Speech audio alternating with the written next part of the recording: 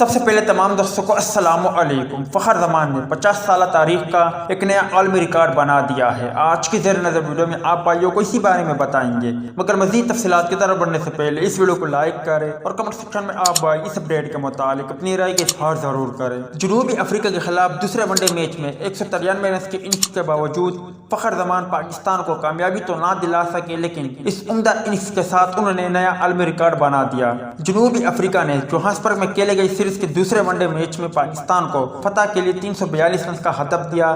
ہدف کے تعاقب میں پاکستانی بیٹنگ لائن بری طرح ناکام ہوئی اور فخرزمان کے سوا کوئی بھی بلے باز جنوبی افریقی باؤلر کا مقابلہ نہ کر سکا۔ قومی ٹیم ایک موقع پر 205 رنز پر 7 وکٹیں گنوا چکی تھی اور اسے فتح کے لیے مزید 137 رن درکار تھے، لیکن اس مرحلے پر فخرزمان نے اپنی سینچری مکمل کرنے کے ساتھ ٹیل اینڈر کے ساتھ شاندار بیٹنگ کرتے ہوئے پاکستان کی جیت کی امید پھر سے جگائی۔